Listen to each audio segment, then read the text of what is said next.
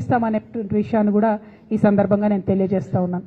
At the same time ఎట్లా అయితే అన్యాయాన్ని ప్రశ్నించాలో అట్లానే మనవాడు అనుకున్నప్పుడు ఒక మేధావి రిటైర్డ్ సుప్రీంకోర్టు జస్టిస్గా పనిచేసినటువంటి వ్యక్తి సుదర్శన్ రెడ్డి గారు, మరి అటువంటి బిడ్డకు వైస్ ప్రెసిడెంట్ ఆఫ్ ఇండియాగా ఒక కంప్లీట్ ఆపోజిషన్ పార్టీ అభ్యర్థిగా దేశంలో ఉన్నటువంటి అనేక పార్టీలు సపోర్ట్ చేసినటువంటి వ్యక్తి గెలవాలని కోరుకోవడం కూడా అది డెఫినెట్గా ఒక పాజిటివ్ ప్రాంతీయవాదం అవుతుందని చెప్పి నేను మనస్ఫూర్తిగా భావిస్తూ ఉన్నాను.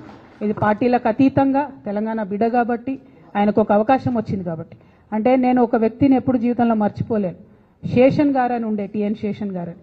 ఆయన వచ్చేంత వరకు కూడా ఎవరికి అసలు భారతదేశంలో ఎలక్షన్ కమిషన్ అని ఒకటి ఉందని మా సామాన్య ప్రజలకు తెలియదు.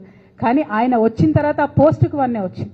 సుదర్శన్ రెడ్డి గారు కూడా గెలిస్తే డెఫినెట్గా వైస్ ప్రెసిడెంట్ పోస్టుకు కూడా వన్నే తెస్తారని నేను అనుకుంటున్నాను. ఎందుకంటే అనేక సందర్భాల్లో ఆయన చూసినాం, ఆయన ఇచ్చినటువంటి పాజిటివ్ తీర్పులు కానీ ఆయనకు ఉన్నటువంటి కాన్స్టిట్యూషనల్ ఎక్స్పర్టీస్ కానీ చూసినాం. అటువంటి అవకాశం వారికి వస్తే బాగుంటుందని చెప్పి మనస్ఫూర్తిగా నేను కోరుతా ఉన్నాను.